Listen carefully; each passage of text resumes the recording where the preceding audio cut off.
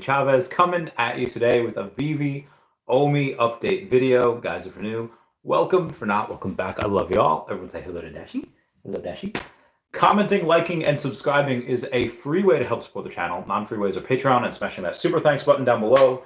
Super chats as well. We do have quite a bit to go over today. It's been a little bit of a while since I've done a Veve OMI live stream. There's so many messages, there's so many things. I apologize I haven't gotten back to anyone. It's been an exceedingly busy couple of days. I'll try to get back to messages at some point, but right now we'll start off with the OMI. We'll see what we have there. Actually, let's start off with Definity, because we did have, I did put in Definity. I don't know if I put it on the title. Definity is up about 32.5% over on the day. It is just absolutely reaching absolute. Look at that. Look at that green, those green candles right there. Actually, let's show the candles. Let's show the, oh, girl, look at those candles. So the reason why I really like this is because right now it's got between a $6 and $7 million market cap, 6.8 and 7.6. I do have a little bit more than 0.5% of that entire supply. I'll show you all real quick here. And I'll let you know exactly why. I'll let you know exactly what's going on. I had a couple of questions saying, like, Randy, why do you have, that much Definity? Did you put in 30,000 of it? Did you sell OMI for that? No, I did not. I am running a fund for these couple of guys, and the fund is no OMI. There's supposed to be no OMI in the fund. Chavez, you think that OMI is going to be like the next biggest thing? You guarantee 100x. I don't guarantee anything, but like you keep saying it's likely going to 100x. You keep saying that you have based your entire portfolio off of OMI. Why is there no OMI in this fund that you're running? Like what are these rules? Well, the people that I'm running this fund for they already have more OMI than I do. So they don't need as much OMI. They do want to diversify a little bit. So I did get a little bit, I did get a couple of things. Got some flow, got some bump, and I got quite a bit of Definity. So the Definity is, even though I put in about 30, it's up to about 43,000 right now.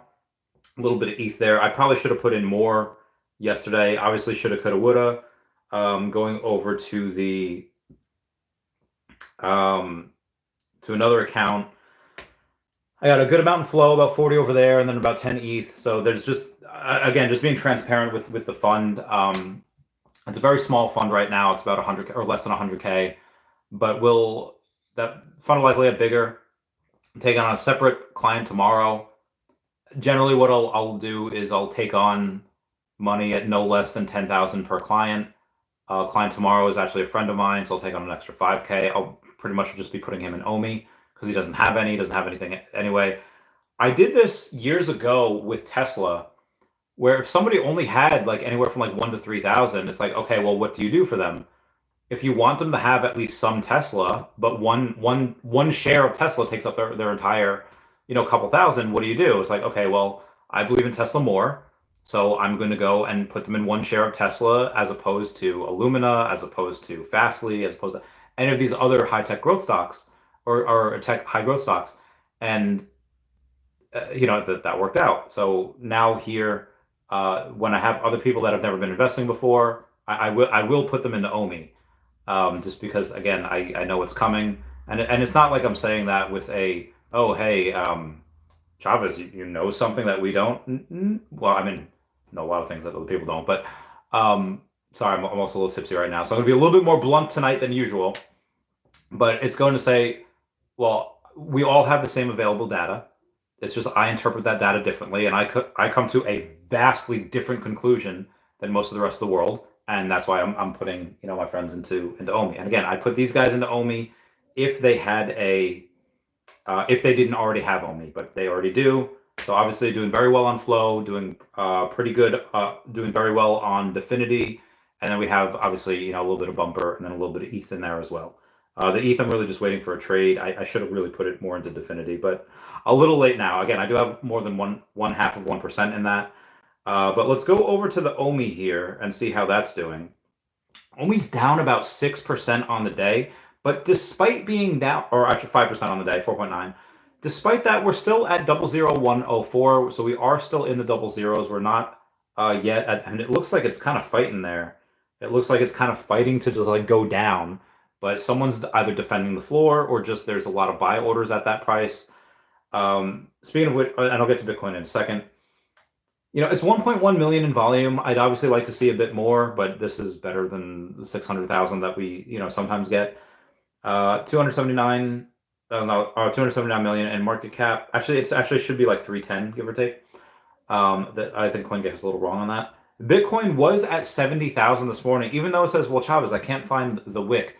It did wick up there. I did have a couple of people that had sell orders at 70,000. The sell orders filled, meaning that the price did get up to that at one point before all the massive sell orders got it down to like 64, 65K. And then after that, you had the come up, 66, 67. It's now at 68,000. And then you have Ethereum, which did that hit 4K today? I'm sure it wicked up there. The only thing I find is 3,998. But again, I'm sure it wicked up higher, and then it just happened to come down to that level. After it came down from that level, we had it was down to like 38.3. And now it's, like I said, it's just above 39 right now, so that's really fun. And then after that, let's take a look at the top 10. So Bitcoin's up 1.7, Ethereum's down 0.5%, BNB up 2.6, Solana up 1.1, Lido Staked is down 0.5%, XRP down almost 1%, Cardano down 3%, and Dogecoin up 4.3%. Shiba Inu is up 73% on the week. It is actually, it's really close to Dogecoin. It's like $3 billion away from Doge. Who dis? My boys are having fun in a oh my god, that looks so cool. This place is unreal. Oh my god. Y'all look like you're having a great time. I'm jealous. And it says never ultra Oh my god, that's so fantastic. I gotta send him. This is my guy that's that I'm running the fund for. He's away on vacation right now, and I'll just let him know that like we're up. We're up a large amount in Definity. Up a large amount in your fund today. Hopefully those both send. They do both send. All right, so let's take a look at let me recap the Josh Parker. He got knocked down like first or second round. I was like, oh man, because that guy Zhang, even though he's 40 years old and he's big and he's slow, and he had really good reflexes every time Josh would like snap. So he was a righty, so he would snap, snap that punch, snap that jab, snap that jab. Every time he would snap the jab, Zhang had really good reflexes, and he'd be like, nope, because Zhang was a southpaw, so he'd be like, nope. So he would go down, and every time Joseph Parker would snap, he would go down, and it takes a lot out of a fighter to punch, and then one, get redirected, and two, just really not hit anything. So it in the early rounds, it was not looking so hot for Josh Parker. I was like, oh, come on, man, come on. But then once they reached like the fourth or fifth round, I was like, okay, all right, Zhang looks like he got wobbled a couple times. Like, all right, come on, let's go. Not only did Josh Parker have a mean overhand right, but he had a really good left hook. Like, and he caught Zhang a couple of times during that fight. There was obviously he always protected his face, and Joseph kept thinking that he could just punch through it. Most of the times he didn't. If I were fighting, I'd be like, okay, if he's doing that, I'm just gonna go in and I'm gonna hit his arms like 300 times. And when you hit someone's arms that much, it gets really hard to keep your hands up to defend your face. So at that point, when you get to like the 6th, 7th round and your arms are just dead, like your arms are getting hit, like, and Zhang weighed about 290, so he's a big boy.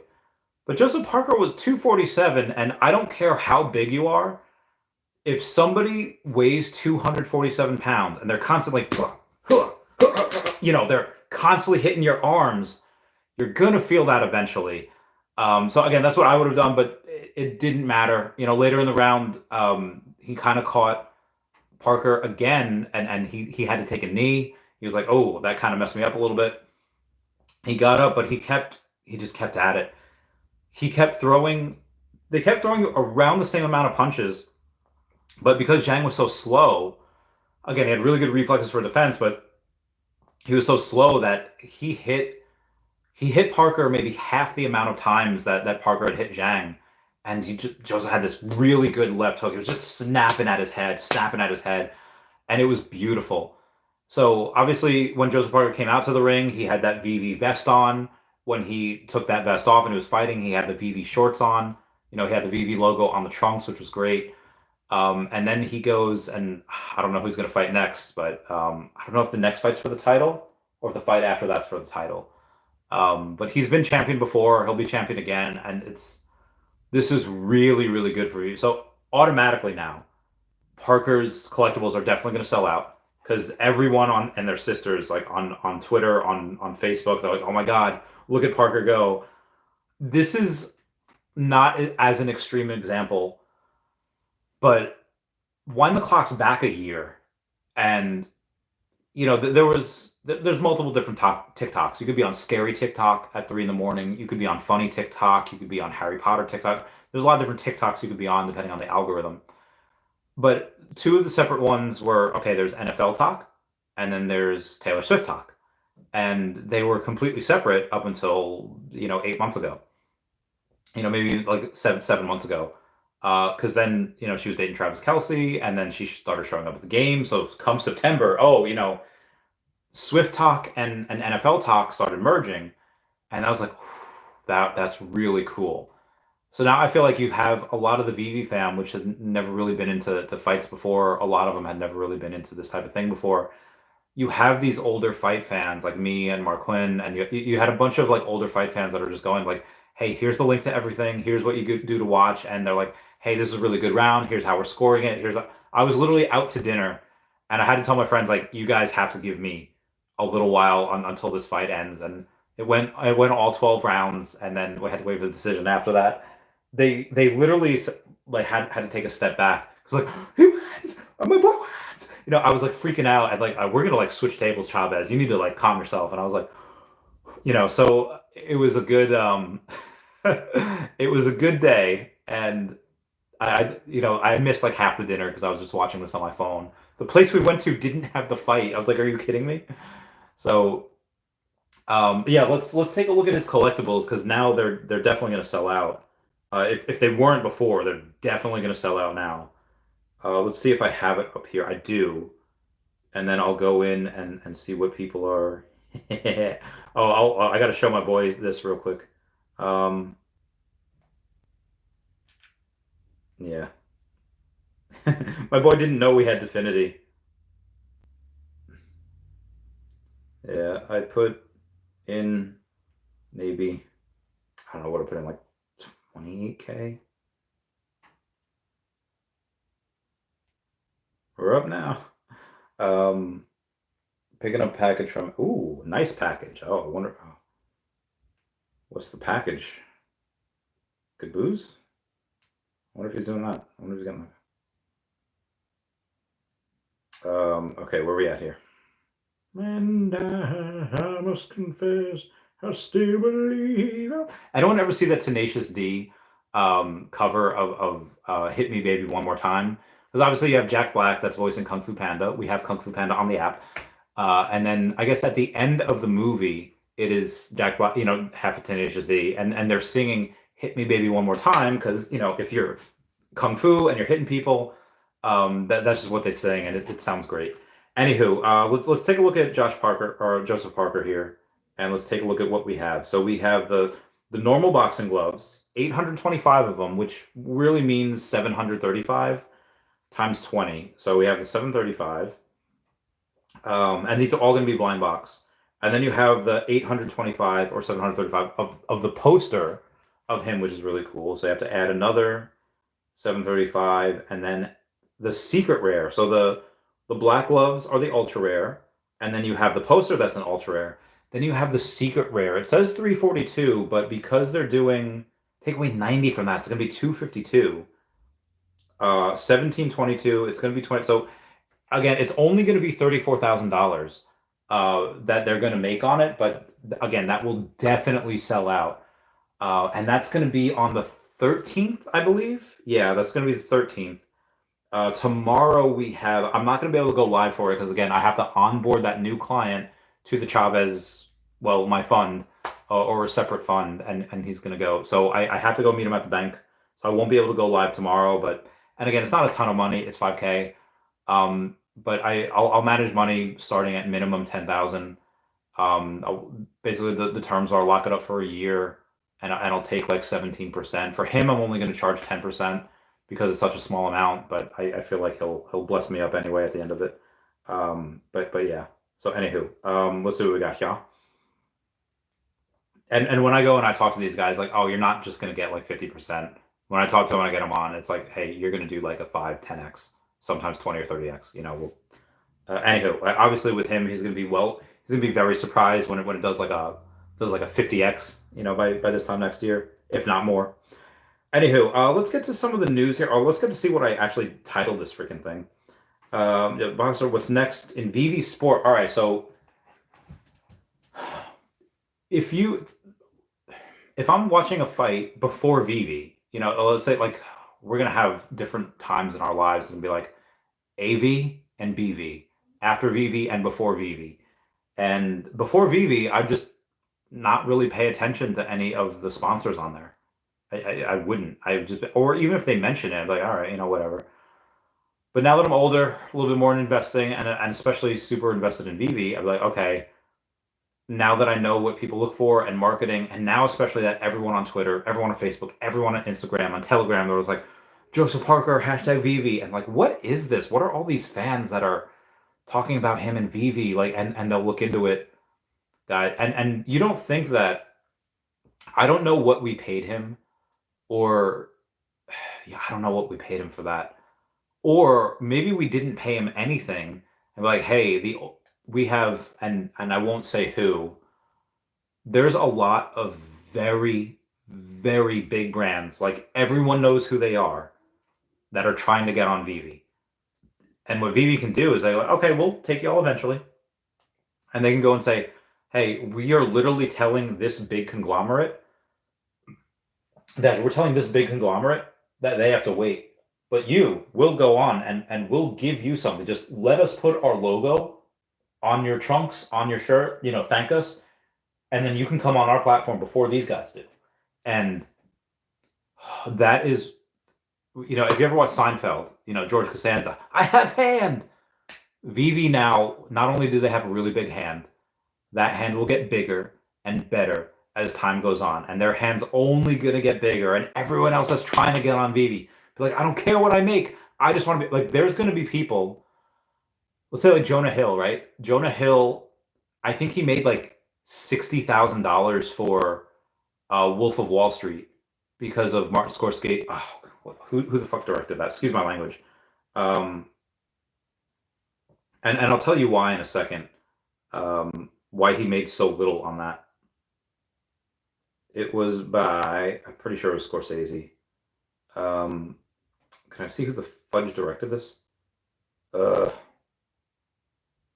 Wall Street. I can't believe I have to Google this. Yeah, it was Martin Scorsese. So Jonah Hill says, like, listen, I don't care what I get paid. Give me the minimum amount. I just want to work with Martin Scorsese. In that, and he took the minimum amount. He made like 50K for that.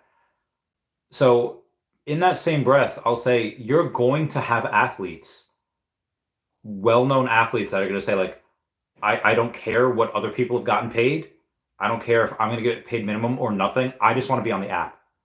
Like for me, if they were to make, like, hey, Chavez, we want to do a Randy Chavez collectible, or like, you know, what would you do if they came to me like, hey, what would you do to have a Randy Chavez collectible on Veve? I'm like, okay, so for me to be shoulder to shoulder with Disney and shoulder to shoulder with Batman, and so, like, to me to be on this platform in general, I'd be like, don't pay me anything. If you want to pay me, like, you know, give me 1% of the retail value, go and do that. but to be on there and to literally stand side by side with people in their vaults with all of these amazing these characters that we grew up with, Superman, Batman, Spider-Man, and Wonder Woman. Happy Women's Day, by the way. And just so I go and now that we're talking about childhood and all that jazz, everyone comment F down below to pay respects to Akira Toriyama. We're gonna get this out of the way here. I know I've been talking for 20 minutes already, but we have to go and we have to talk about it real quick. I'm gonna go and read what I wrote last night because I was more coherent last night when I found out this news. And I said, to the man that taught me it is okay to fight for the right cause, there are those who words alone will not reach. You are gentle. You do not like to hurt, but it is because you cherish life that you must protect it. End quote. There are very few things that I love on the same level as Dragon Ball Z and its creator, Akira Toriyama. Thank you so much for the great writing, stories, entertainment, and inspiration for one of my first tattoos, the Royal Saiyan Crest. Tomorrow's workout is dedicated to you. Yeah. So anyway, I had to just go over that because Akira Toriyama. And I was thinking about messaging David last night. And speaking of which, I'll get to the message that I did send, but I was like, hey, we have to do right by him. We have to do right by Akira Toriyama. And I guarantee you David was hurting. He did fly into Dubai. He did fly in for the fight, him and Dan. And I assume other things as well while they were over there. I hope they met up with Rashid. Maybe, maybe not. But I will tell you guys, okay, hold on. No. Oh, damn. Sorry about that. Good way to get over the fight is to party. Oh god, I can't spell party. Okay, oh, Jesus. All right. Well, at least you're having fun, friend. Anyway, so I will tell you the message that I did wind up sending to him. We have a, what do we have? I don't know that. Let's go to something that me and Fam Bam are trying to put together, me and Veve Fam Bam, for San Diego Comic-Con.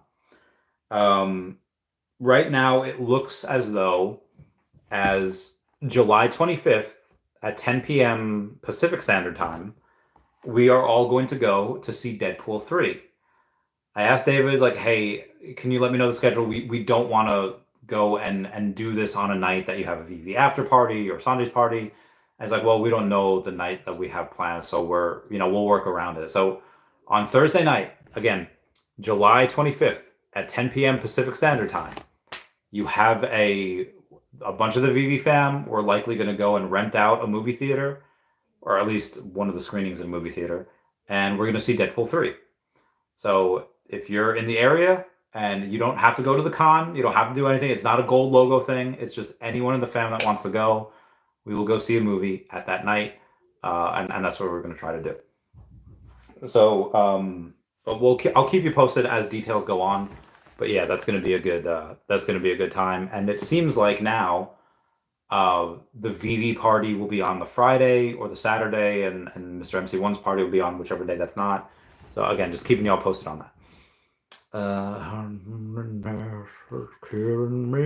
All right, we have to go over some stuff from the last. Shout out to Dr. Rashid Al Farooq, who is going to come on the podcast tomorrow night.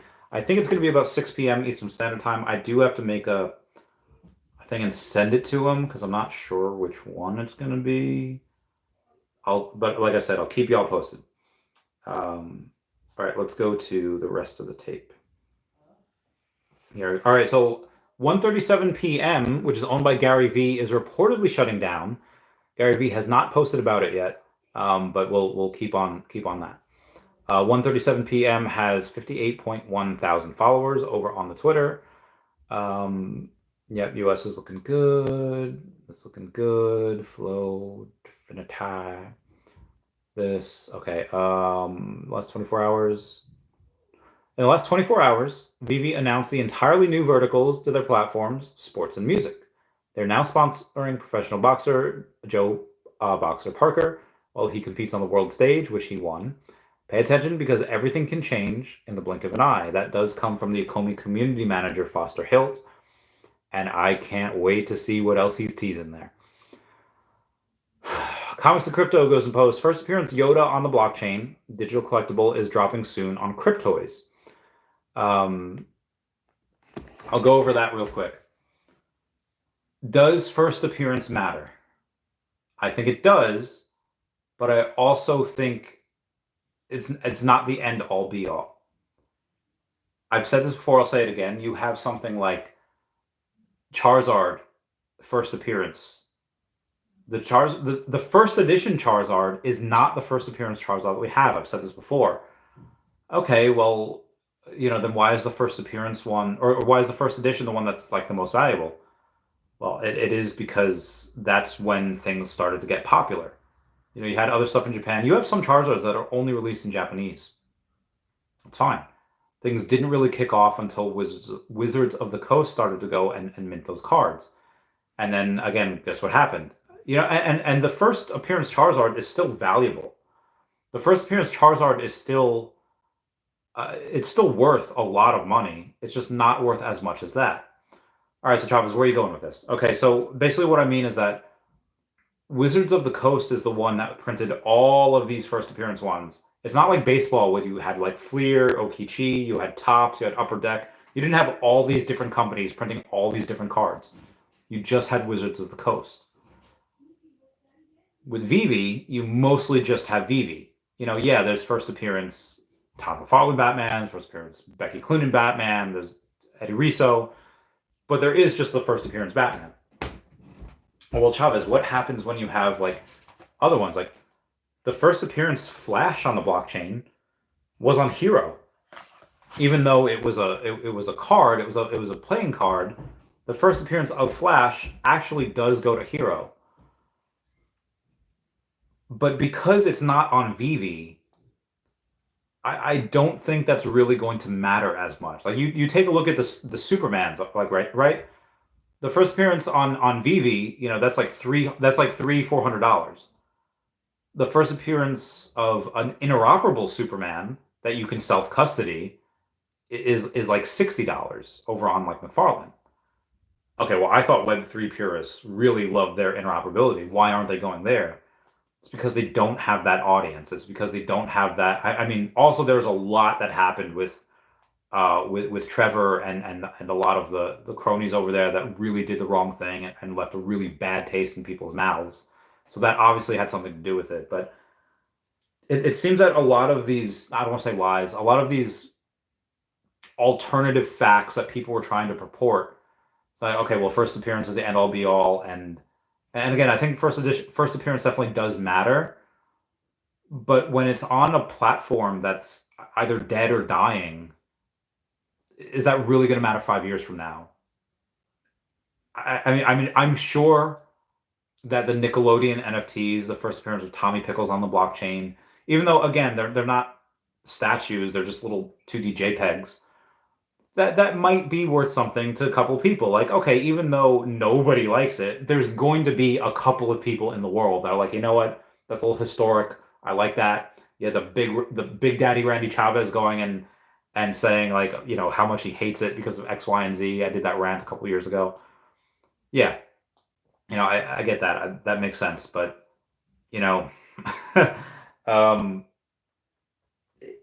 basically, what I want to say is that unless it's on Veve, again, the first appearance on the blockchain for a statue does go to Cryptoys now.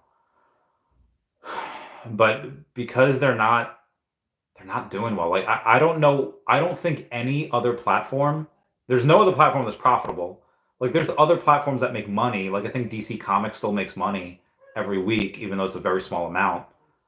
There's like no other platform that's doing anywhere near close to what Veve is doing. And again, the first Hello Kitty NFTs are on Recur, sure. The first Nickelodeon NFTs are on Recur, sure. But I guarantee you we have those licenses now. And I guarantee you the real first appearances, like the 3D digital collectibles, those are going to far surpass their first appearance counterparts. Why? because they're on Veve. That's where we have the audience. That's where we have the money. That's where all the spotlight is. So again, I'm just trying to drive that point home. Who does over here? Oh wow, great elixir. Yep, yes it is. Might ever wonder I'd be check. Maybe real assets. He's sorry, my boy's in Colombia right now. They didn't take me. Well, he's having a great time. I'm gonna go on and take a lot more. He's a Mike. Oh my god, this is hysterical. Sorry. I've been talking for 30 minutes, but let me go and do a little more news here before I end it. 101 collectibles, rarities, more. Okay, so basically, if we're talking about Veve and first appearances and first edition, FA is a first appearance, which means the first time a character appears on Veve. So when we do get Yoda, it will say FA on it. And it's not first appearance on the blockchain. Actually, if we're talking specifically about blockchain, the first appearance on the blockchain actually goes to the Star Wars comic on Veve. So if we want to talk about first appearance Yoda on the blockchain, it's actually on the Star Wars comic. Even though the first appearance, like, digital collectibles, is actually going to go to Cryptoys, we will still have that FA mark on Yoda because that does mean it's the first time a character appears on Veve. Then you have the FE, which is the first edition, the first time a non-character such as a vehicle or artwork appears on Veve. Again, just letting you know. So Senator Menendez, I don't know if y'all remember him. He was a senator who said that Bitcoin can open doors of corruption in El Salvador. He was just indicted on 18 counts for obstruction of justice. Federal prosecutors seized $100,000 in gold bars and $480,000 in hidden cash from his home.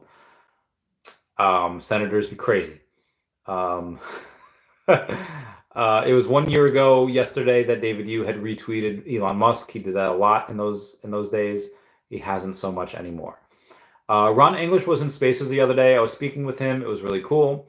So that he is already working on the New York Comic Con party for 2024, and David and him want to make it even bigger than last year. So he's very excited about that. I'm super pumped. All right, here's another thing. You had somebody that had said, it was Zombie Ape, who had said, guys, I have 14 million gems and 451 million OMI. I'm sweeping floors. Guys, that is a fake account. That is a troll account. Those are not real numbers. He said, guys, I have 38,000 collectibles and 85,000 comics. Again, that is a lie. He does not have that. That is a troll account. I've had a bunch of people message me about that. That's a troll account. That is not real. Those are fake numbers. Just throwing that out there. Don't get all up in that. And again, I did have Manu Chowdhury over on the podcast the other day, and why did I put $30,000 into Definity? Because that is a monster. That is a sitting duck waiting for people. If I had more money, I would put more money in. But that is a large, just, oh my God. That is literally, it's like if I'm a shark and that's just a dead whale just waiting to be eaten. If I had any more money, this amount would be going in there. Stupid, undervalued, in my opinion. Not financial advice. Rumor is that Tesla is buying more Bitcoin. I don't know if that is true or not. I know that, again, it's just a rumor, but I feel like I'd go and propose that. Again, Tesla may or may not be buying more Bitcoin. That does come from Ed Kresenstein. Who's got like 500,000 followers on Twitter. First appearance of Ben Reilly, the clone of Spider-Man, does appear on March 12th at 11 a.m. Eastern Standard Time. So that is, I think that's a really big deal. Like it just said, spoilers, it is a clone of Peter Parker. Well, how does he get the name Ben Reilly? Well, he named himself. It's like the brain. Like the brain's the only organ to ever name themselves. What he did was, okay, well, if I'm a clone of Peter Parker, let me take something from Peter Parker's history. He chose his Uncle Ben for his first name, and Aunt May's maiden name was Riley. Before it was Parker, it was May Riley. So, okay, I'll take Ben Riley, and that's his name. He is in every way Peter Parker, except he's not. He's got a little bit more of a chip on his shoulder. Maybe it was because he was cloned. Maybe it's because, I mean, let us wind the clocks back 24 years, 25 years to Pokemon, the first movie, Mewtwo Strikes Back. At the end of the movie, Mewtwo says, I see now that the circumstances of one's birth are irrelevant, and it's what you do with the gift of life that determines who you are. End quote. Ben Reilly is in every way Spider-Man, but he is not Spider-Man. He plays Spider-Man, but he cuts loose. And Spider-Man pulls his punches on pretty much everything. Ben Reilly does no such thing. He has no such reservations. I don't know who it was, but he took one of Spider-Man's villains and punched his jaw clean off. I mean, off. It was destroyed. It was no longer attached to his skull. And he does. Spider-Man has that conscience. He knows his strengths. He knows Ben Reilly, again, Ben Reilly could take on almost anyone in the Marvel universe and he would make them fold, like, right away. Anywho, I really like him. He's a really cool thing. He's a really cool guy. The No Time to Die Aston Martin, one of 7, sold for $35,000 the other day. So people are spending lots of money on this. Gary Vaynerchuk, I won't go over that, but that's it's so cool. Gary Vaynerchuk is worth hundreds of millions of dollars. He posted his report cards from when he was in high school, and the only thing he ever got an A in was gym. Everything else was like a C and below, except for U.S. history, which was a B. So if you or any of your kids have ever struggled in high school, don't worry about it. Again, he's worth hundreds of millions of dollars, and he was failing half his classes. We have a new record, a new Marvel record. We have 10 episodes. X-Men 97 is releasing on March 20th, and you are having a record of 10 episodes for it. A lot of stuff that goes on Disney Plus usually has 8, but that has 10. What else we got here? Oh, we got a lot of stuff to go over. Okay, I'll try to be quick with this. R Bear has 3 Todd McFarlanes. Shout out to R Bear. She's a beast. Johnny Dunn says, in case people forgot, Veve Digital Collectibles are going to dominate all markets, from kids' toys to extremely valuable collector's items. He's going to be a household name for decades to come. Remember that quote from Al Kahn? Oh, we have 6 out of the 10 top brands in the world, and now we're going to have 7 because of Veve. Al Kahn tells no lies. Reminds me of in Rocket Power, where Otto and Reggie are like having fun with like industrial sized bottle of chocolate syrup. They're sliding around the kitchen, and then Tito finds her footprints, like, chocolate syrup tells no lies. And then Raimundo says, I guess my little girl does. Like, he was so like, oh God. Anyway, okay, yep, yeah, okay, all right, people want the group, yep. So is it the list? Okay, yeah, bad times for them. Why I really like a lot of Japanese culture is because you have the CEO of Activision that's paid $155 million per year, whereas the CEO of Nintendo makes $2.5 million per year. Why? Because, be serious for a second, it's a perfectly good example of how Nintendo is able to allocate its resources appropriately, rather than the CEO being paid an extra $152.5 million. The money can go towards what Nintendo has become to be known for. Why do I bring that up? Because, like the CEO of Nintendo that lives well within his means, making only $2.5 million as opposed to Activision's $150 million, which is ridiculous, David Yu takes no salary. I mean, yeah, he owns Veve and Akomi, but he doesn't take a salary. When I was CEO of 2 companies that I never took a salary. I never took one, and that's how I was able to go and grow the business to what it was, as I was able to go and generate all that wealth. And again, a lot of sacrifice. I'll give me like 1 minute here, and then I'll start going to everyone's comments. Community, it's on. Wasn't able to change it. Still there. Can't tell you how I know. There's some pictures, Tyson stuff. Yep. Okay. All right. We're good. We're good. Let's go to the comments here. Free agent lifestyle says huge KO at the end. Oh, that wasn't for that. That wasn't from Joseph Parker, but apparently the one after that, yeah. Fight after that, I heard was brutal. I didn't watch it, so I was already kind of not paying attention. Stidwax and Team Parker, let's go. Let's go. Total says, when do you anticipate the big whale to buy an OMI? We spoke about a week ago. Did the wires go through? They did not. They're not going to go through until next week, at least. It might even be longer than that. But I will say this: the wire they were supposed to get this week, and the big wire they're supposed to get at the end of the month, might happen at the same time. So you might see a large buy order towards the end of the month. I'll keep you all posted. Wes says at Turtle Lance soon. Thank you, Wes, for being a member. Free Agent Lifestyle says, I bought some OMI through Bing X with no KYC needed. Oh, nice. So just be advised, guys, I know I'm like 40 minutes behind on comments. If you don't want to wait for me to get to your comment, just do like a $2 super chat. You super chat as much as you want, but a $2 super chat and I'll go and get to your comment right away. This way you don't have to wait. Two Shanks are saying AJ knockout made the night. Apparently there's a big night for everyone. Nathan Hanna, message retracted. Amakasaje says, let's go and congrats to all. And to all a good night. Dr. Strange! Yo, what up, fam? How's it going? How you been, fam? How you been? Chuck and Hank says, Tyson gonna win? Oh, against Jake Paul? Yeah, I think so. Palace Brendan Z says, I bet on the Asian guy. Why?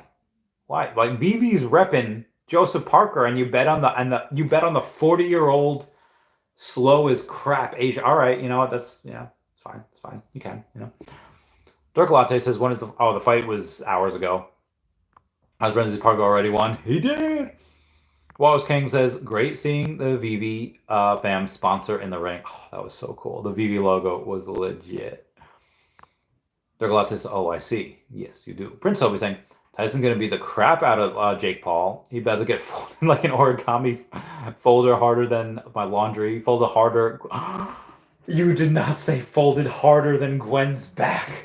Oh my god, that was savage. But did you? Oh my, I can't even. Oh, give me a sec here. Folded harder than Gwen's back. Oh my god, that you got to give me a second with that. That is too soon, Prince Toby. That is too soon.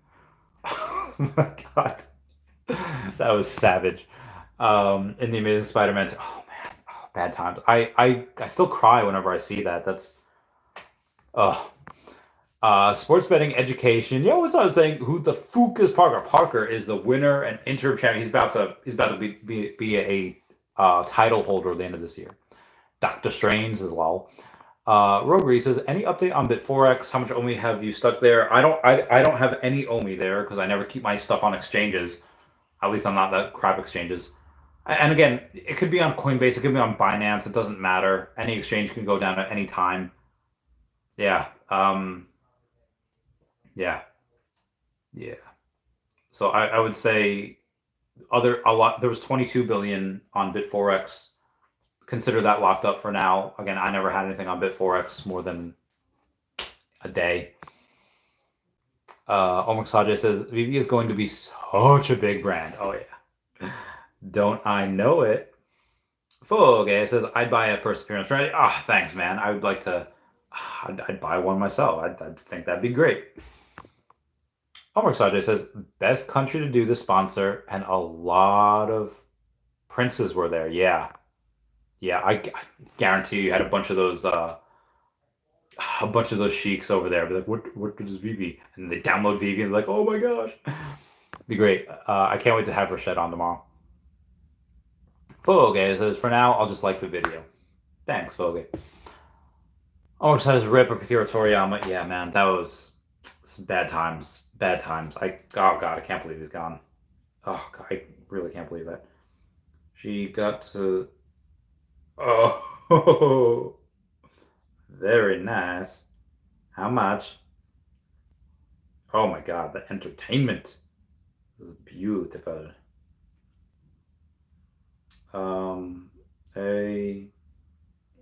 I want to get out of there. Awesome. Yeah, I know. Not okay. All right. Moving on here.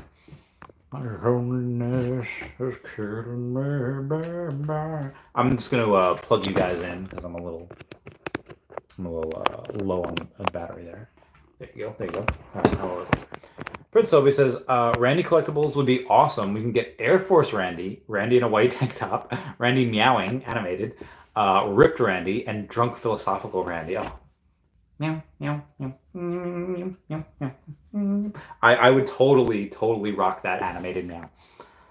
Prince always says, collect all the Randys. You get a golden Randy. Then after getting a golden Randy, you could melt it down. See an animation of it being cast into Dashi. Oh my god, I gotta take a picture of that. That would be so great. I don't know if people are gonna get that many Randys at first. Maybe at some point in the future. Oh god, they get more Randys, but actually, I'm gonna post that to Snapchat. Be like, my fans want me to release collectibles. It's great. We're gonna get that onto there, add it to story. Okay, let's go. See what else we got. Adrian V Comics says, greetings, fan. Greetings! Jimbo Lingo says, hello, Master Randy. What's up, Jimbo? How's it going, fam? Well, it says, Veve literally has Yoda NFT posters already. That is first on the blockchain for Yoda. It's common sense. Yeah. I mean, again, we have posters, we have comics, we have his lightsaber. But yeah, I think what some people kind of refer to as first appearance is actually an actual collectible, like a physical statue, which again Cryptoys has. But all right. So I don't think we won Lotto tonight, but I'm in a Lotto pool with my friends, and if I were to win, let's say I get like $3 million. If we were to win, I have like 3% of the. What is that? Okay, so you get like $300-ish million if you take the lump sum. I have 3.5% of that. 1% is 3. So let's say like $10 million, right? What do I get? Okay, well if I get $10 million, yeah, I'll put two million into OMI. I'll pay off my friend's house here. So let's say that $2 million worth of OMI, then pay off the house here. So let's say it's 2.5 million. Gone. I'd put another 2.5 million in Bitcoin. Okay, that's 5 million. Got 5 million left. Okay, I'd put $1 million into a T-bill. Gets me about 5% per year. That's 50,000 a year that I could live on. Okay, I have $4 million left. I'd put $500,000 into the Veve app. All right, so I have 4.5 million after that. Okay, and then I'll put $1 million into Flow. I'll put another $500,000 into Definity. I'll put some more in the bumper, and I'll just have a couple million in the bank. Maybe I'll get like a condo for a couple $100,000. None of it would go into Cryptoys. Like if I were to get that $10 million, zero would go. I don't care that it's first appearance Yoda. It's on a platform that I don't think really. Again, it's not profitable. It's not making money. They don't have a secondary market yet, and I'm not saying that they won't. I'm hoping that they do get that secondary market out. I'm hoping that they are able to go and get some more forms of revenue when they survive. But yeah, I'll say this: if I was the CEO of Recur 2 years ago, I would have begged Veve to buy me. Well, one, I would have fired myself for being so freaking stupid. And then I would have begged Veve to buy me. If I'm Cryptoys right now, you saw that interview with Metamona. He was not saying anything bad to David. In my opinion, when I know he's bleeding money, when I know that platform is not making anything, and I know the audience isn't there and they had to spend a whole bunch on marketing, I would be like, okay, let me go and butter David up real good, and then I'll ask him to buy me out, because clearly this is not what I would fire myself, and then, yeah, not good at all. That all being said, I hope they survive. I hope they make money with the secondary market. I hope they release some type of gamification and other people go in the bull market. I hope they survive to the bull market, and then they get people will go on there just to they'll go on there just to go and they have certain IP, which is really good. They have Star Wars, they have Disney. So it's very possible that if they can survive to the full bull market, that they'll make it. But I just, yeah, right currently there's no money. Moving on. Vogue says Prince Toby, if it's collect all Randys, it has to be a golden Dashi.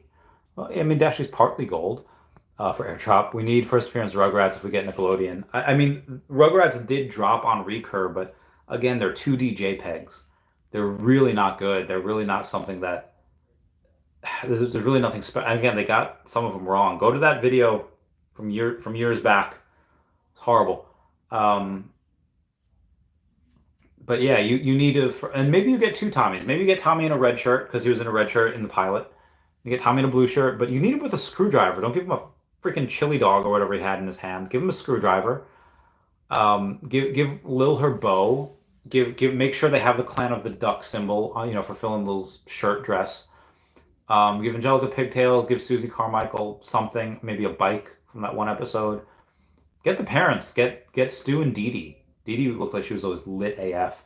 Get Drew and Charlotte. Get Charlotte with her cell phone. Drew with his glasses. What else? The Carmichaels. So you have Susie. Obviously, I mentioned that. I forget her parents' names, but get Boris. Get Dee Dee's parents, Boris and what's her name, and then get Grandpa Lou. Grandpa Lou's all. Get Spike. He was cool. Get Emina from when they were all grown up. Go and get that stuff. Go and get Dill eventually, and have it. You have like the voice actor Tara Strong that voiced Dill. Get her to go and say something for it. Get a soundbite. I'm not saying that they need to have like any songs or anything, but just get a soundbite from her, like, "Hey, first appearance Tara Strong on blockchain." I think that'd be great. I think that'd be really great.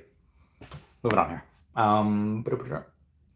Gabriel Druin says, we don't know that Veve is profitable. Yes, we do. Yes, we 100% know that Veve is profitable.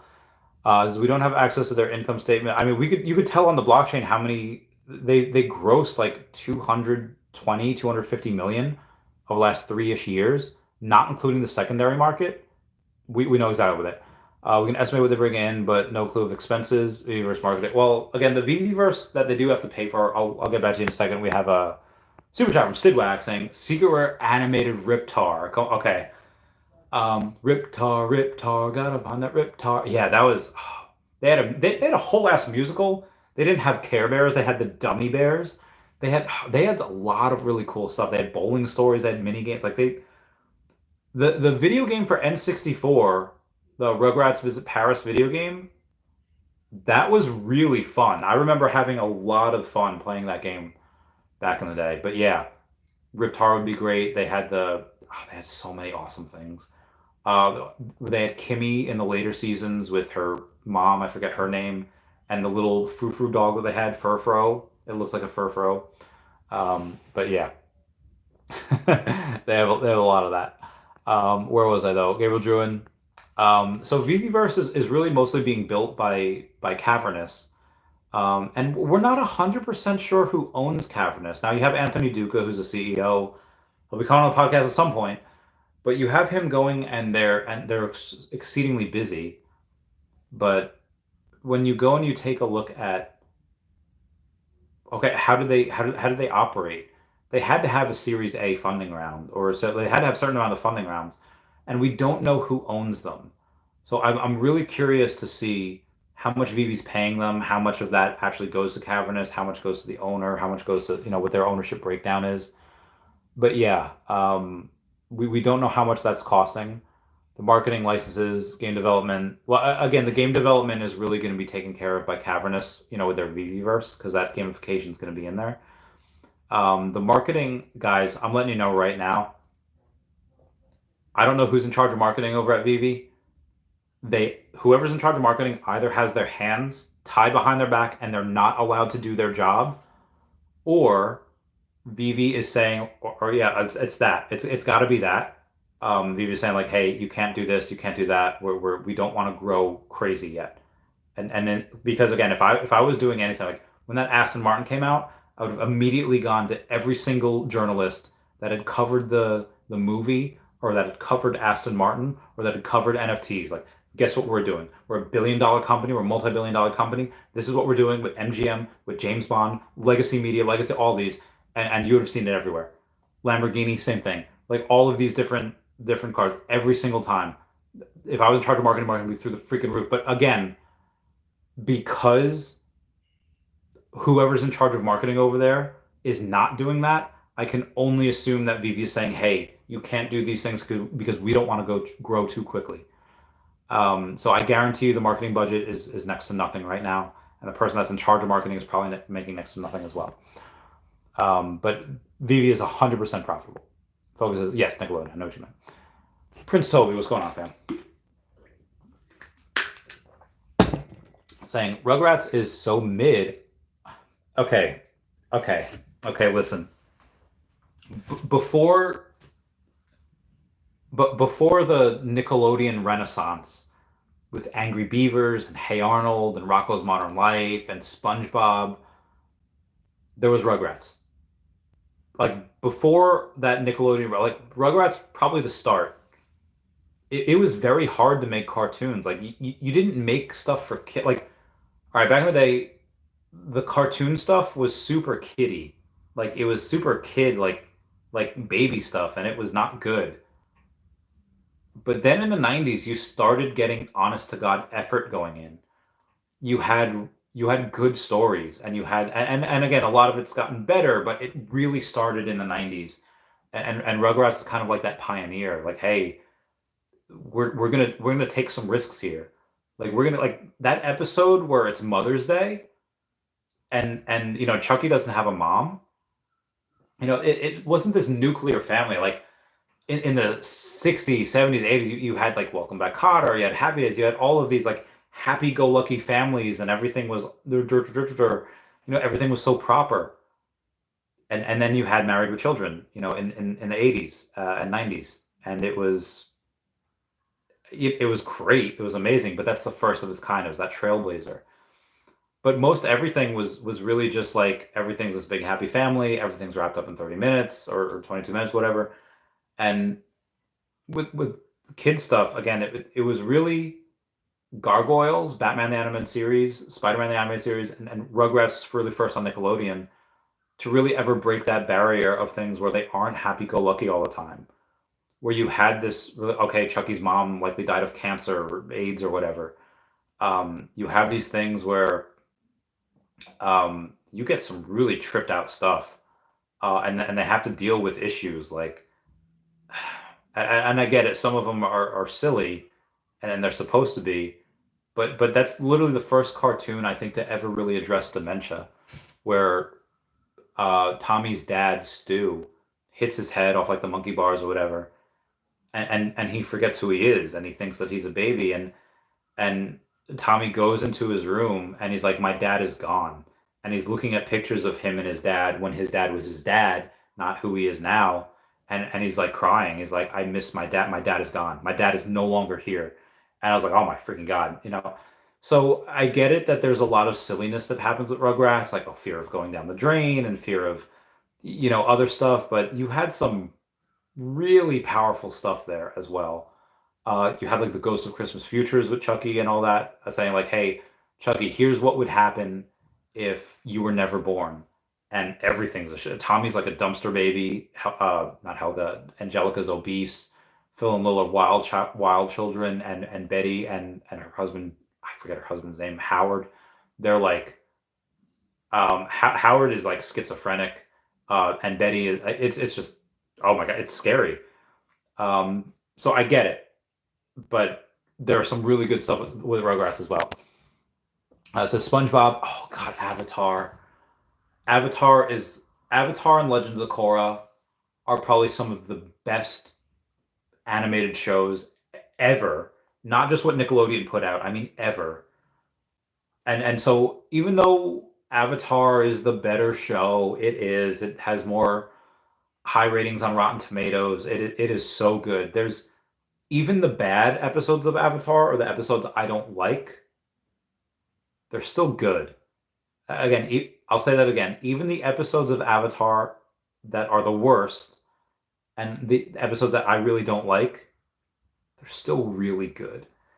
But you have like the villain is like, oh, I am the Fire Lord, and I'm gonna take over the world. It's like, it's such a cookie cutter villain, Whereas in Legend of Korra, it's like, hey, I go over I mean, they're gonna go over genocide in that last Airbender, but Legend of Korra, in the last season with Kuvira, you don't know who's right.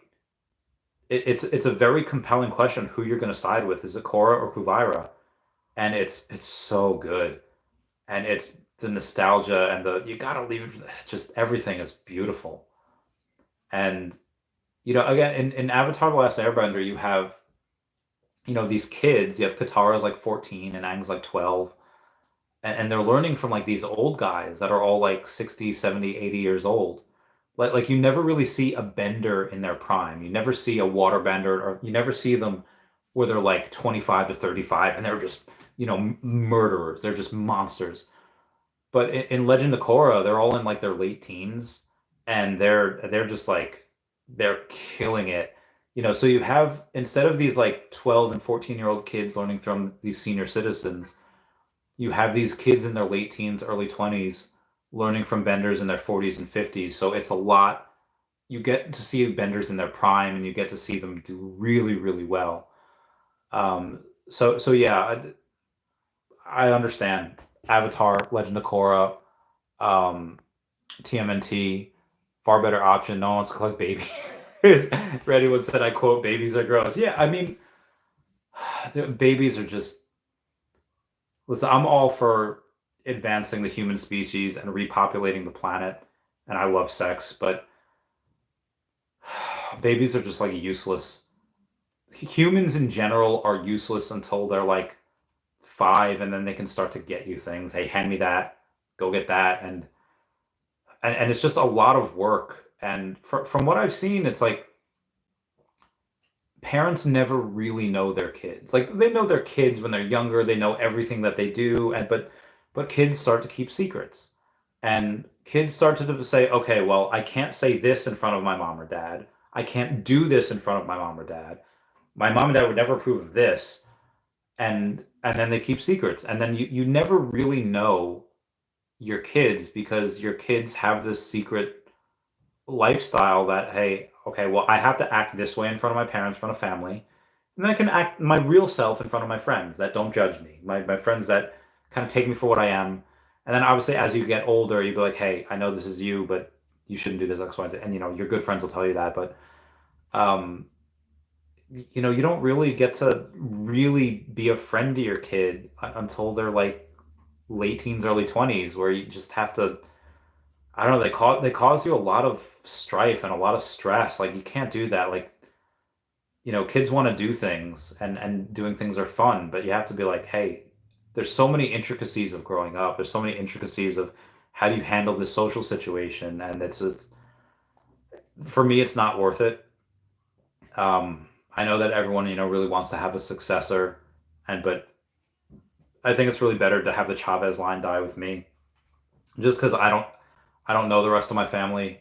I'm adopted. I don't have that bloodline, thing like, oh, gotta do it for the family. Like I don't have that.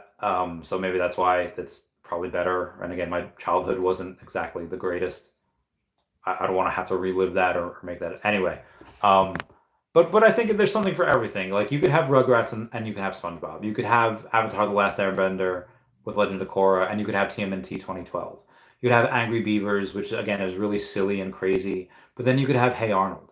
Hey Arnold has some of the greatest stories ever told for kids in like like elementary and middle school. Like it tackles a lot. It tackles poverty. You have a horror story in there, a couple of horror stories in Hey Arnold. You just have, just growing up. Hey, this guy Frankie, he kind of wants. He's nice to me. He's older. He takes me a ride on his motorcycle. Like he's being nice. That's cool. No, nobody's ever treated me like this, like an adult. And then you see like, okay, well, this 20-year-old wants to hang out with this 9-year-old kid because he has the only one with a football shaped head, so that he could rob these stereos. It's yeah, it kind of like tells you some of the dangers that are out there is in the city. And he gets beat up sometimes. People take his bus pass, and it's like, I don't know, the nostalgia for me is great. And like I said, the first 3 seasons of SpongeBob are probably some of the best comedy cartoons written like ever. And again, I love Fairy Tail. I love My Hero Academia. I love Dead Man Wonderland, Dragon Ball Z, obviously, Pokemon. Japanese cartoons, anime have some of the greatest writing in history. But the first 3 seasons of SpongeBob are so good. Y'all don't even know talent. No talent. Wes says, Gabriel, very true. Veve could just be cutting even in order to grow. No, they're not. Sleepin' Comics says, hey, Randy. What's up, Sleepin'? How's it going, fam? My bae. I hope you're doing well. Prince always says, we need a Marvel version of the Clone Wars, but with just 10 million Ben. He said his Thanos army. Well, we have a bunch of Ben Rileys. Not that much, but we do have a few Ben Rileys. Jordan Reeves says, yo, Randy. Yo, what up, Jordan? How's it going, fam? Pink Panther says, congratulations to Team Parker. Saw his trainer fight a few times, Andy Lee. He is a friend of a friend. Pink Panther, funny you should say that.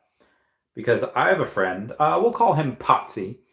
He says, Parker's trainer, Andy Lee, is a friend. Was with him this summer in Ireland. Lee and my law partner, I won't say his name, rep a great boxer, Paddy Donovan. Gotta get Veve on Donovan's gear. Yeah, I guess we're gonna ask for that. I will pay big money for that. Y'all don't even know. Moving on. Where was it? Jordan Reed says, Jake Paul is no joke. He trains all day, every day. I reckon he would lose to young Mike Tyson. Well, everyone loses to young Mike Tyson. But maybe not now. In the very little I know about Jake Paul from his fights, I don't think has he ever fought an actual boxer? I know he fought like a basketball player and like 2 UFC guys that didn't specialize in boxing. Again, if he was a really good fighter, he would actually be fighting. Like he'd be fighting these guys and he would get the shit kicked out of him. Tyson is older. He's 57. He's almost 58. And, time is going to catch up to everyone. But Tyson wasn't just like, oh, yeah, I was a professional boxer, had X amount of bouts. And it's not like, I was champion for a little while, and then I wasn't. And then, 20 years happened. No. Tyson was the best in the world. Likely the best boxer ever in history. And it's not like, hey, he was the best during his time. Again, he was likely the best in history ever. And he still trains. He's still a beast. Able to take on 99.999% of the world. And it's just... Jake Paul's never faced anyone like that. He's faced guys that were in good shape, but he's never faced someone with the peekaboo head style, that power that he still has. I'm putting my money on Tyson on that fight just because, again, I know boxing, I know him. Should I watch a Jake Paul fight to determine? Sure, I'll watch a few. But again, to my knowledge, Jake Paul hasn't fought any actual boxers. I believe he's fought like a couple of athletes and maybe a UFC fighter or two that didn't specialize in boxing. But I'll check him out. Johnny Dunn saying, yeah, for the win. White Rabbit saying, are you a One Piece fan? I respect it. I respect the characters, respect the writers, respect everything about that. But I don't have time to watch something that's 1,600 episodes. I just don't. There are a couple of things that I tend to watch more than once. Supernatural, one of my favorite shows. I will never watch that again because it's 15 seasons, 20-something episodes each season, and they're an hour long. I'm just not able to do that. I can go and watch certain episodes. Someone has it on. Oh, this is cool, but I just don't have the time for that. And 1,600 episodes for that. Again, I just can't do it. So I will not watch One Piece. I heard it's great. I heard it's fun, but they're still going. Like there's no end in sight. So anything else like Dead Man Wonderland, nice and easy. My Hero Academia is really great. Pokemon. watch the first like 4 or 5 seasons, 6 seasons, whatever. I'll skip when May and Max come in. I'll watch when Dawn comes back with Paul. That's really cool. The later seasons I really never watched. But yeah. Anyway, Mr. MC1 says, "Hey Randy, Veve and OMI fam, what an amazing win! Thrilled he wore a Veve logo hat. Yeah, that was really cool as well. Tell us about that hat, Sanjay. Tell us about how you got him to wear that. Super curious. Yeah, this is gonna be wild. Oh, Mr. MC1 actually said, Veve Gold logo hats, high logo holders, they came out in personalization with your mint number, David and Dan signatures over the next week. Okay, so he had some other stuff for other logo hat holders. Done. Omar tagged me in something. Oh, wow. Okay, so this is what he tagged me in. The government of El Salvador pronounces itself upon the death of the legend Akira Toriyama, recognizing the enormous influence of the work and offering condolences to family and friends and all the people of Japan. You literally had all of the Mexican cartels call for a ceasefire for the day after he died. Like, so I have this buddy of mine that I served with that works counterterrorism or counter something in Mexico, and there's a fun fact where whenever the new Dragon Ball Super or Dragon Ball like whatever comes out, whenever an episode came out, the amount of cartel activity would plummet because everyone was tuning in. That was I mean, he told me some wild stuff about their like killings and their murderings and all that, but that was the fact that stuck out most to me. That whenever a new episode of Dragon Ball Super would come out, cartel activity would plummet because everyone was tuning in. And the cartels went and just said, hey, for like 24 hours, we're just going to call for a ceasefire for Kyoto. Like that is insane. That is wild to me. Anywho, moving on. Jordan Ruiz saying, haha, so good, Sanjay. Yeah. Focus says, Chaz Finster, Chucky's dad. Yeah, Chaz. The Chaz man. Stidwack saying $5. Secret Rare Animation Riptar. Come on! Oh, dude. Yeah. That'd be great. Riptar. Gotta find that Riptar. Ah, it's so good. Charlie D says, I might use MCP to secure my jukebox tomorrow. I don't think you'll need to. I mean, there's a lot of jukeboxes. It's like, what, 4,400? Okay, that's for the global. Oh, right, no, here it is. There's 4,354. I don't think you need to use any MCP points for that. Focus says, exactly, Randy. People don't respect the OGs. Rugrats, Gargoyles would be great. I really like Wild Thornberries too, because I was just such an animal guy when I was younger. Still am. I love animals. Wild Thornberries would be good as well. I mean, so I'll tell you what I really loved. You know, when super young, you had like a pup named Scooby-Doo on Cartoon Network. You had a lot of stuff on Hanna-Barbera, like you had the Smurfs, you had Flintstones, Jetsons, and then you had Rugrats, and then the Scooby-Doo reruns as well. But then you also had, and I was never really a Disney kid up until like later, but I mean, I watched the Disney movies and all that. That was great. But then you had Eureka's Castle. I kind of vaguely watched, but on Nickelodeon, there's a lot of human shows. It was Salute Your Shorts. It was like Dude Ranch or something like that. There was Doug. Doug Funny was really cool. I really liked him. Then you had Gargoyles, which was great. You had Batman the Animated Series on WB11. You had Spider-Man the Animated Series. You had Power Rangers, Teenage Mutant Ninja Turtles. And then you went, and then you started getting to, okay, Angry Beavers, and then you Pokemon, obviously, on Channel 11. It came out on WB. I said Power Rangers already. And then you had Hey Arnold. Hey Arnold was so good. You had Rocko's Modern Life. And then obviously you had SpongeBob, which just, oh my God, SpongeBob. And then after that you had Jimmy Neutron. And then you had Timmy was an average kid, but no one understands. Mom and Dad and Vicky always giving him commands. Bad twerk. Fairly Odd Parents. Most of my childhood was really watching TV. It was watching Dragon Ball Z. It was watching Yu-Gi-Oh, and it was maybe having kids isn't that hard if you just give them good TV. I don't know. Sailor Moon was great. Prince always says, didn't know Rugrat lore went too hard, but I will say this about old cartoons being perfect. Optimus dying in the first 80s movie was legitimately sad, and the first cartoons back in the 30s were known for being raunchy. 30s? 80s? Yeah, Optimus Prime dying is always sad. You always need a tissue for that. Basically, Americans invented hentai first. Well, I guess Betty Boop was a little raunchy, as when she first came out. Focus says, Hey Arnold was great. Biker Mice from Mars or Mummies Alive are also underrated. I don't know if I ever watched that. Don't know.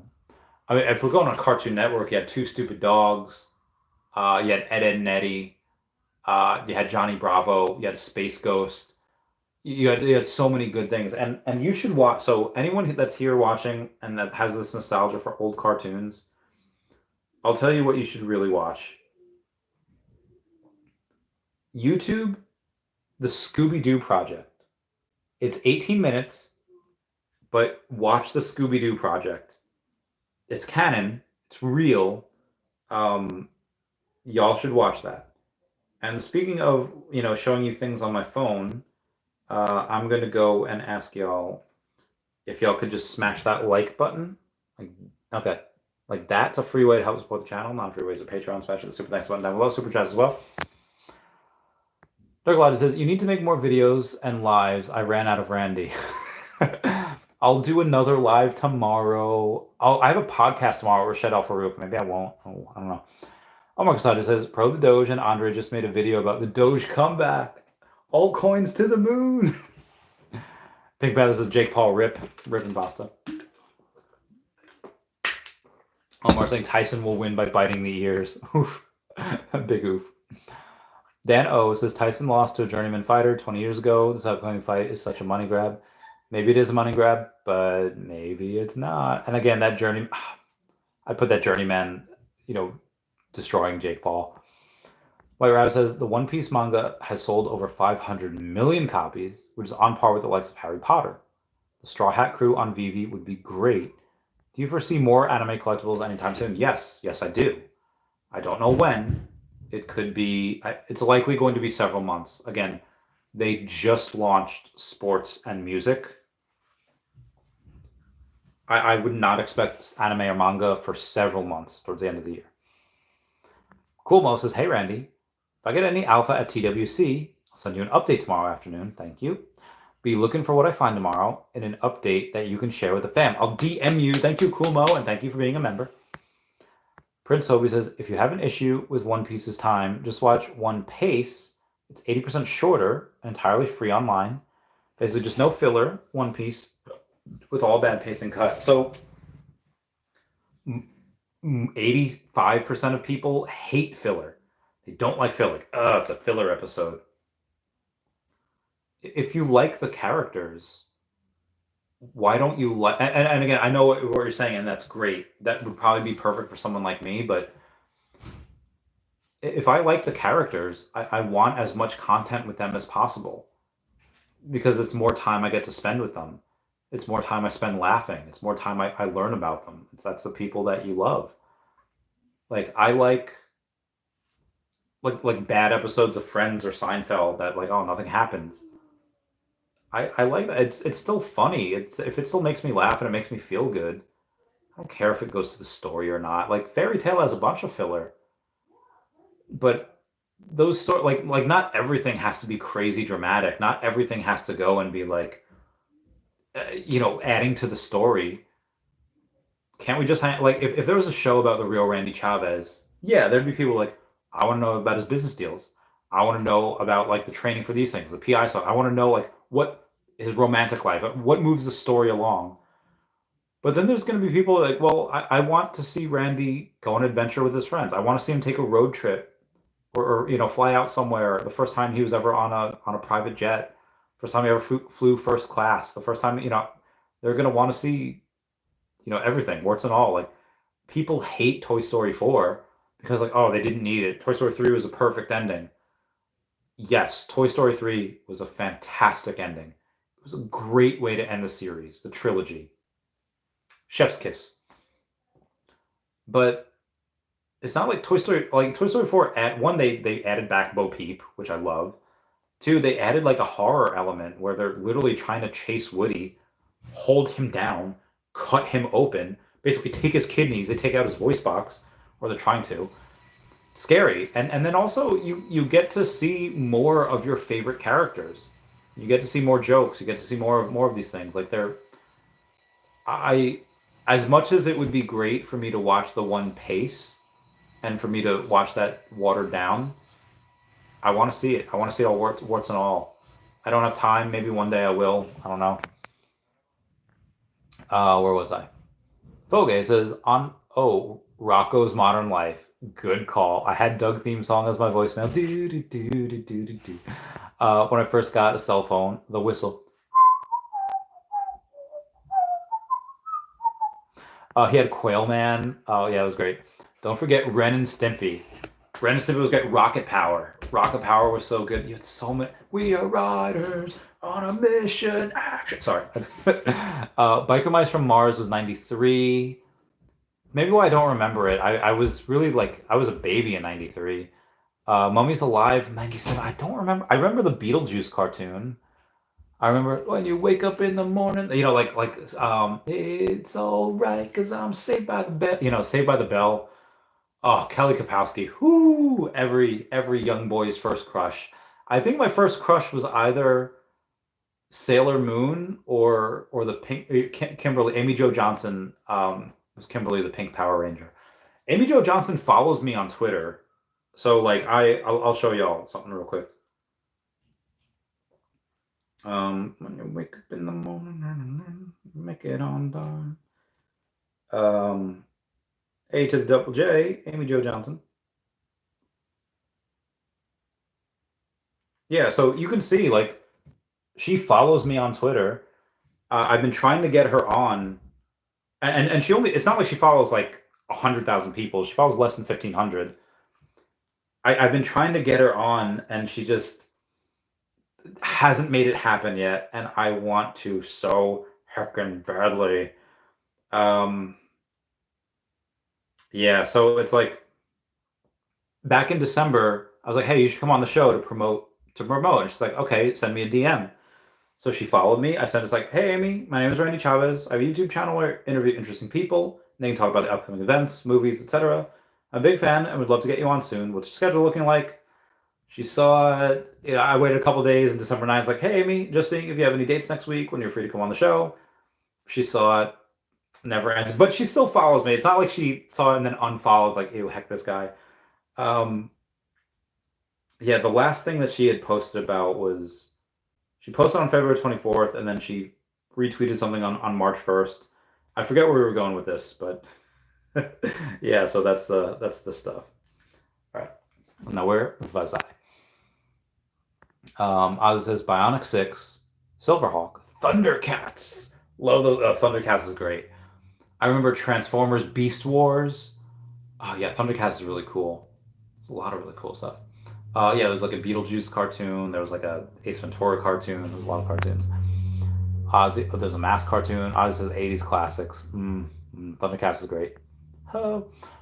Prince always says best episode from One Piece is where Luffy punches Charlos, world noble who runs a slave ring and looks like your evil, chubby, racist counterpart. Send me a picture of that.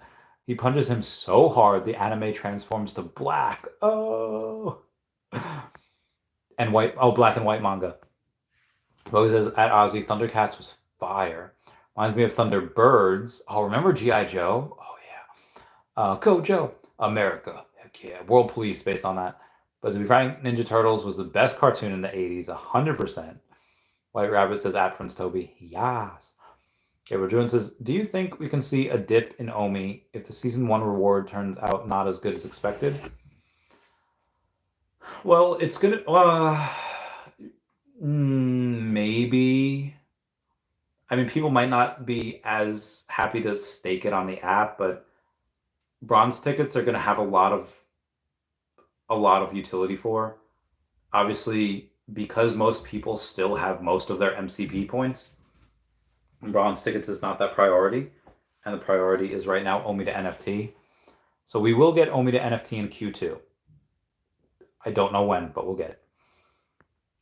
Vogue says, at Ozzy, hell yeah, best video games to TMNT, Turtles in Time, etc. Oh yeah.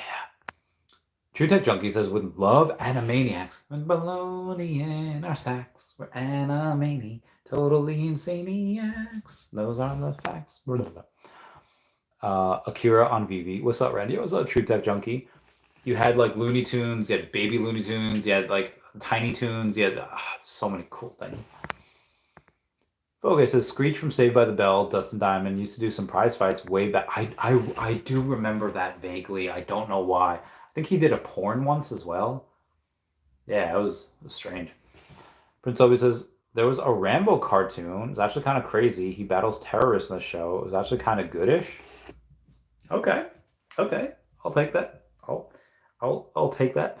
Anywho, that's all the comments for today. So thank you all, everyone, for joining. Veve Avatar says, hello from Dubai. Let's go, Dubai. How did you like that fight? Speaking of fight, Potsy Weber is saying, yo, what up? What a fight. I know I'm late to the stream. You're about 90 minutes late, but it's okay. We'll forgive you. I'm just going to like the rest of those super chats. Yeah, Potsy Weber. I was talking about you before, where you... All good things. I was talking about you, where you had said... Where are you here? Where are you right here? Oh God, where'd you go? Where'd you go? I miss you so. Okay, where you said Parker's trainer, Andy Lee, is a friend, was with him this summer in Ireland. Lee and my law partner, won't say the name, rep a great boxer, Patty Donovan. Gotta get Veve on Donovan's gear. Yes, we do. Okay, says, later, homie, fun chat. Yep. Prince of says, check DMs. I send your evil, chubby anime counterpart. Okay, all right. Let's take this evil, chubby anime counterpart.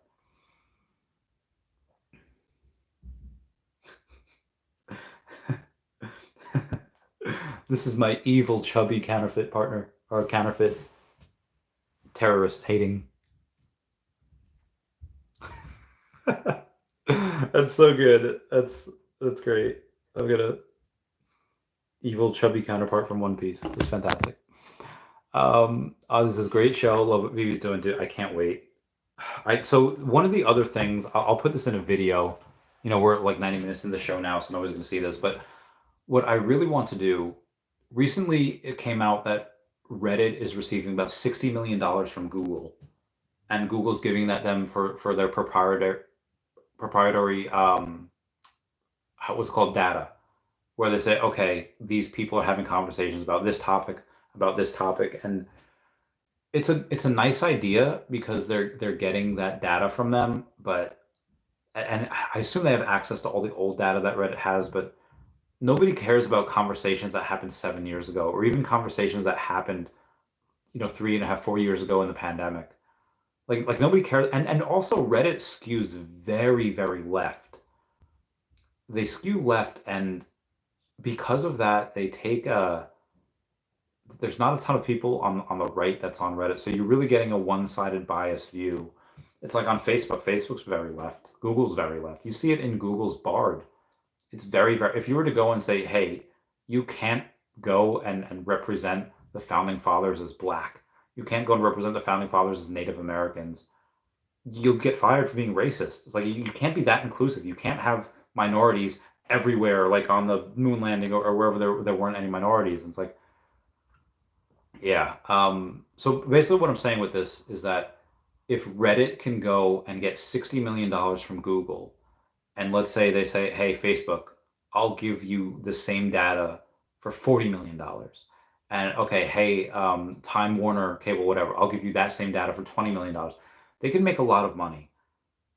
When you have something like Veve, we have so many people going to the web, not web app, well, I guess the web app. So many people going to the app every single day, and you know what they're buying. Okay, are they buying female-centric? Like, one, what is your demographic? And I can tell you that, I'll tell you right now. I'll tell you exactly right now, because most people that watch me are on Veve stuff. So we'll look at the analytics. When we take a look at the analytics, we'll take a look at the audience. And on the audience, we'll say, okay, 28% of people that watch me are between 25 and 34, my peeps. 46% of people that watch me are between 35 and 44, not my peeps, but close. And then 21% are between 45 and 54.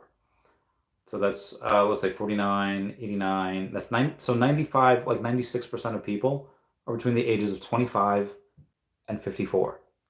Most likely that's going to be very similar for Veve. And when you take a look at that, okay, so that's your demographic. How many are men? How many are women? Well, I'll go and tell you right now. I'm 99.8% male. That's a lot of males. There's a lot of carrots in that stew. But we'll take a look. Okay, now what are they spending on? Are they spending on women? Are they spending on men? Are they spending... What genre are they spending? Is it action? Is it horror? Is it kid stuff? Is it nostalgic? Is it cool but nostalgic? There's so many different aspects, but Veve can go and sell that. Can they sell it for the same way that Reddit does? $60 million? No. But could they sell it for several $100,000? Yes. Yes, they could. And they probably should. And they could probably sell it for a couple million to like everyone that asks. And they'd be very good at that. Positive was, yes, sir, great people. All right. And again, I'll put that last bit in like a new video. Anyway, guys, that's it for me today. Please comment, like, and subscribe. Comments are good for the YouTube algorithm. Smash that like button. Everyone, thank you for being here. Potsy Weber, go watch that. Go watch it from the beginning. I love you guys. Goodbye. Meow, meow, meow, meow. Night, night. Dark latte. Bye-bye, Dashi. Meow. My voice hurts. Oh, where's the X? X marks the spot. Oh, God, I'm so tired.